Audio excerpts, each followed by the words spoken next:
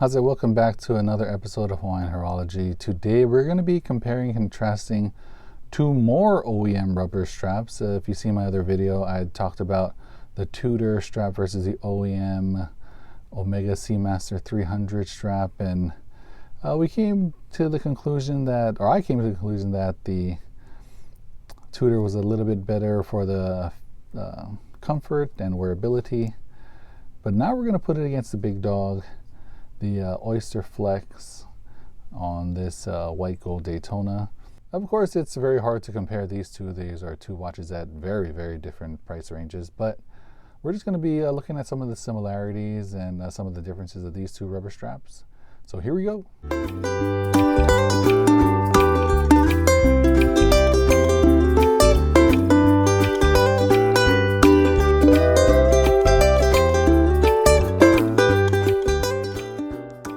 So as we can see here, just looking at these straps from the side view, the Oysterflex strap does have a lot more of a natural curve to it. It is probably because of the titanium bands are running down the middle of the strap here. There's two on each side, and it prevents it from being ripped or torn. Of course, it is very, very hard to tear rubber, but I guess being slashed by something or even being cut by something, it won't be able to do because of these titanium bands here. So let's look at the underside of this this Oysterflex strap. It has these two little things running down here that creates a pretty nice air pocket, so your wrist shouldn't get too hot and sweaty. And the Tudor strap also has, you know, something to keep the air flowing, but of course it's very minimal compared to the Oysterflex strap. It just has the little Tudor snowflakes running up and down, and it does have some airflow to it, but of course it's not as much as this one. Next, we're going to compare the clasp of these two watches here. One of the biggest pet peeves that I hear from other people on videos, or I read it on the forum, is that this Tudor shield is very sharp and pokey, and it gets in people's nails when you try to flip it open every time. But I mean, I don't really have a problem. It hasn't hurt me or anything. But if it is a problem for some people, then I don't really know what they could do. Maybe they can make like a rose on it instead of a shield, and it'll be a little bit smoother. But they do need something to put your finger in to open the clasp. But this does have the glide lock system. I do think that this is a better system than that's on my Submariner, because I believe my Submariner, I think it's very hard to get the glide lock into position, and it really is hard to snap out, and it doesn't flow too smoothly back and forth when you're trying to find a position. It's kind of very hard to get the right, if you want to just move it just one micro adjust, I doubt you're going to get it. You're probably going to go 2 or 3 open on the first try, and it is harder. Of course, it's because it's on a bracelet, but of course the rubber strap makes it a lot more accessible. But compared to the Oysterflex, I believe this is new for these 2023 models. I think the older one did have just a 5mm Easy Link micro adjustment here, but this really does glide back and forth when you take it out. It is super smooth, super buttery, and it doesn't place in like the Tudor straps, but the ease of the movement of the clasp just makes it easier just to get to the exact position you want. This strap is very, very big. This is the bigger one. This is a size F.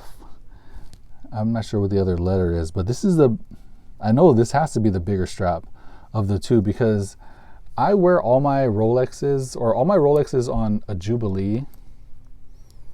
I wear it on full links with the Easy Link out, and it fits just right.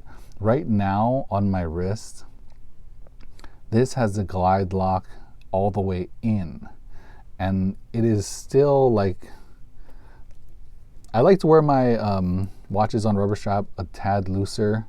I don't really like it like pulling or like pinching my skin or pinching my arm. So this is exactly how I would like it. But if I do lose any weight, which I should in the next couple of months, hopefully, that's what I always say. But it might be a little bit too loose. But since there's only 2 different sizes for this strap, then I don't know how big the smaller strap would be. Because if I'm all the way in and it fits just right, I mean, I don't know how much weight I really lose in my wrist area, but that's just something I would consider if I do purchase this watch. This is just a loaner from a friend of mine. And thanks again, Mr. T, for sending this watch in for review. But other things that the Oysterflex, this is more of a review on Oysterflex because I already talked about this watch and this strap in depth in my other video. I have it linked in the card above, but just the way that it fits on your wrist, this is amazing. I am very, very impressed with this strap, and I think I'm going to be adding something on Oysterflex very soon, but I do really want to know how it differs with and without the end links on it, because this end link, I mean, at first I didn't like the look of the end link, but this one, it fits fine. It doesn't look as out of place as I thought it would. And I mean, of course, this end link, because it's flush to the case, it looks great, but I really got to take another look at the Yachtmaster and see how close it does come to the case here. But you know, this the Oysterflex strap does fit your wrist a lot better. Like I said, it does shape your wrist a lot better because of the titanium in it, and I do think it is also because of these little air pocket thingies. So look how far away it is from your wrist here, and I mean, it just feels very comfortable. You're not going to be fidgeting with it all day. Sometimes I do feel with rubber straps you do fidget with it a lot because of it gets a little bit sweaty, and I kind of move it back and forth just to air out my wrists even more. And we'll see. I don't think I'll be able to wear this throughout the day because I'm going to have to return this soon, but I wouldn't mind just seeing how a day's wear of this watch would feel on my wrist. But this watch is too expensive to be in my possession for too long. I would like to return it to its owner, but if you ever get the chance to wear a watch on a Oysterflex strap, I'd say go for it. And if you try to read maybe some ads or some forum posts, definitely these are high quality straps, but really they can't really compare much to this Oysterflex strap here, in my opinion. And don't believe the ads on other websites or posts that these third party straps are just as good as Oysterflex. No, they are not. This is very expensive for a reason, and it's engineered for a reason, and they fit the watches perfectly. Hey, there's more tape here. But anyway, try it if you can. If you can't, try this.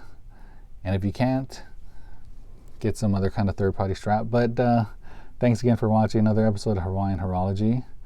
And I will see you guys on the next one. Shoot!